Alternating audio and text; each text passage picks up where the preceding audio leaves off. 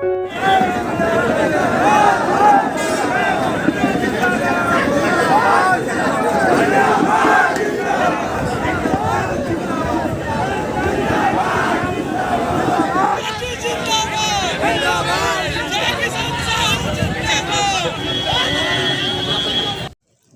पत्रकार बंधु भी मुद्दा नहीं समझ रहे हैं। बेरोजगारी है, महंगाई है, भ्रष्टाचार है, लूट है और झूठ है, फिर भी मुद्दा आप लोग पूछ रहे हैं। तार अंसारी का भी नाम जुड़ा है जो कि बाहुबली के रूप में है, उस चीज़ को कैसे मिटाएंगे अपने ऊपर से? शुभकामनाओं को धन्यवाद। बहुत बहुत धन्यवाद। वो हमारे चच्चा और गरीबों के मसीहा हैं। बहुत बहुत ऐसा है, बसपा अखबारों में नहीं लड़ती है या टीवी पे नहीं लड़ती है, बसपा धरातल पे लड़ती है। अगर बसपा कहीं लड़ाई में नहीं है तो फर्जी मुकदमे क्यों लगाए जा रहे हैं? बसपा आपके प्रत्याशी जेल में हैं तो किस प्रकार की चैलेंजेस होगी और उनका प्रचार प्रसार कौन करेगा, कैसे होगा, क्या रणनीति होगी? जनता करेगी पूरी। नमस्कार, आप देख रहे हैं न्यूज़ टुडे 24। मैं अखिलेश। उत्तर प्रदेश विधानसभा निर्वाचन 2022 के लिए 7वें चरण में मतदान के नामांकन की आखिरी तिथि 17 फरवरी को लोगों ने नामांकन किया। इस मौके पर सपा, बसपा, भाजपा, कांग्रेस, बहुजन मुक्ति party, AIMAI, all India forward block, जन अधिकार पार्टी, तमाम प्रत्याशियों ने जहूराबाद, जमानिया, सदर, जंगीपुर, जखनिया, सैदपुर, मोहम्मदाबाद से नामांकन किया। कुल नामांकन करने वाले उम्मीदवारों की संख्या 57 है। सभी महंगाई, भ्रष्टाचार, अपराध और विकास के मुद्दे को लेकर चुनावी रण क्षेत्र में हैं। हम बात करते हैं अब गाजीपुर सदर की, जहां से जय किशन साहू को समाजवादी पार्टी ने अपना उम्मीदवार बनाया है। वहीं मोहम्मदाबाद से पहले शिबकतुल्ला अंसारी का टिकट समाजवादी पार्टी से फाइनल था, लेकिन अब उनके पुत्र शुएब अंसारी उर्फ मुन्नू अंसारी चुनाव लड़ेंगे। तो वहीं बहुजन समाज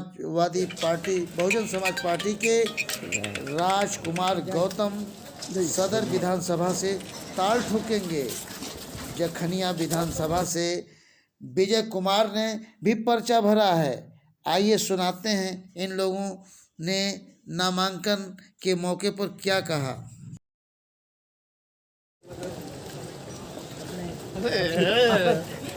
मैं किया। क्या मुद्दा है आपका? मेरा मुद्दा अभी पत्रकार बंधु भी मुद्दा नहीं समझ रहे हैं। बेरोजगारी है, महंगाई है, भ्रष्टाचार है, लूट है और झूठ है, फिर भी मुद्दा आप लोग पूछ रहे हैं। बेरोजगारों की स्थिति क्या है मान्यवर? आप अपने हृदय पर हाथ रख के अपने जवान बेटा को तो देखिए कि ओवर एज होने जा रहा है, वह नौकरी में परेशान है। मुद्दा क्या होगा? इसी मुद्दे पर हम चुनाव लड़ेंगे।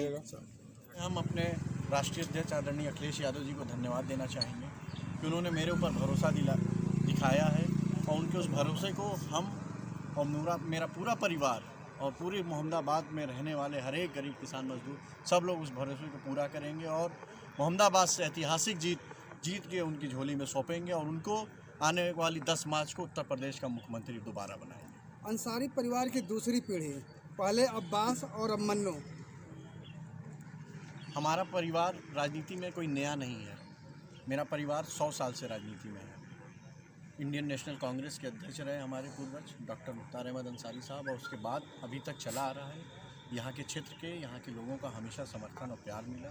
उस क्षेत्र से मेरे चच्चा आदरणीय अफजाल अंसारी साहब 5 बार विधायक रहे, मेरे पिताजी 2 बार विधायक रहे। अब मेरे पार्टी ने मेरे ऊपर भरोसा दिलाया और मैं वादा करता हूँ कि जो भी हमारे क्षेत्र में विकास की समस्याएं हैं या जो भी अभी सत्ता सरकार ने हमारी विधानसभा को जिस तरह से बदहाल कर दिया है, हर मामले में, सड़क में, बिजली में, रास्ते में, शिक्षा में, हम लोग विधायक बनते ही, अपनी समाजवादी सरकार बनते ही मोहम्मदाबाद विधानसभा को फिर से एक जो विकास के रास्ते पे हम लोग बेहतर से बेहतर ले जा सकते हैं, उसको एक फिर से ले जाके दिखाएंगे। भारतीय जनता पार्टी ने इस प्रदेश की जो हालत कर रखी है और इस देश की हालत कर रखी है, और सबसे बड़ी जो चुनौती है वो लोकतंत्र और संविधान बचाने की चुनौती है। और लोकतंत्र बचा रहे, संविधान बचा रहे, इसलिए उत्तर प्रदेश से भारतीय जनता पार्टी का सफाया होना आवश्यक है।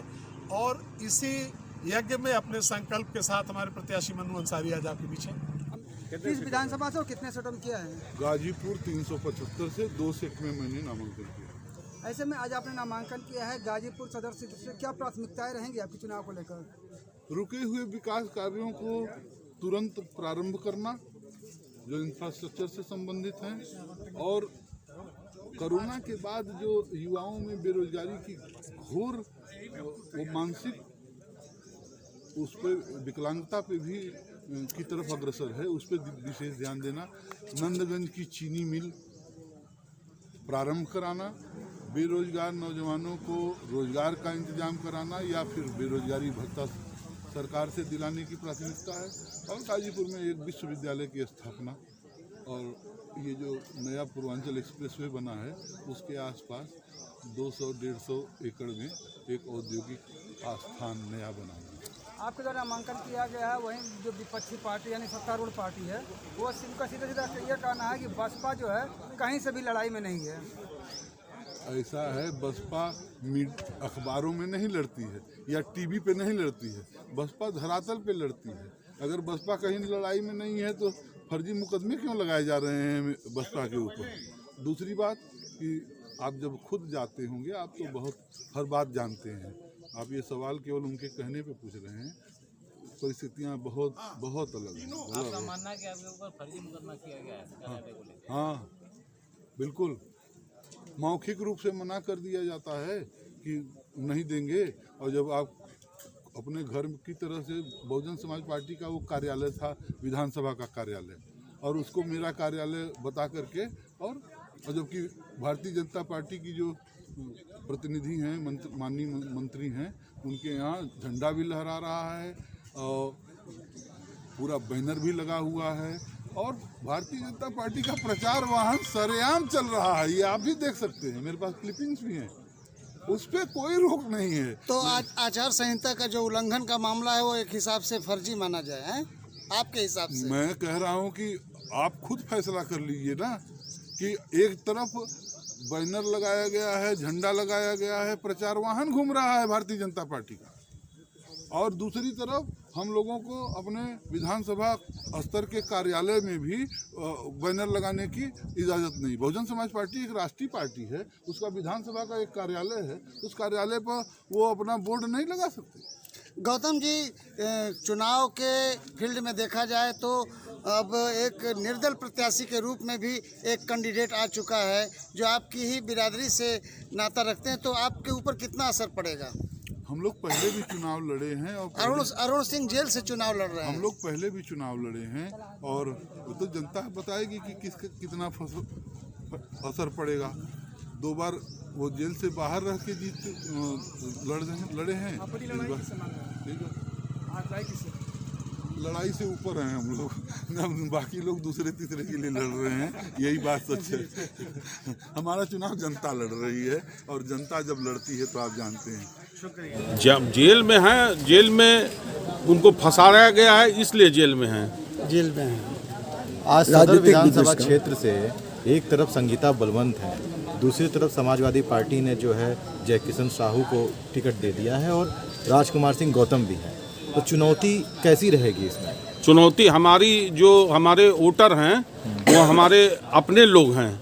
जब भी हम चुनाव लड़े हैं, हम हमेशा अधिकतम वोट पाए हैं, उस आधार पर हम चुनाव लड़ रहे हैं। तो क्या जातिगत समीकरण के आधार? नहीं, हमारे साथ सभी लोग हैं, हमारे साथ सभी लोग, सभी धर्म, सभी जाति, सभी व्यापारी, किसान, सभी हमारे साथ हैं। आपके पुराने वोटर आपके साथ टिके हुए हैं अभी? हाँ, बिल्कुल, आज भी है। हर चुनाव में उनका हमको उतना मत मिलता है।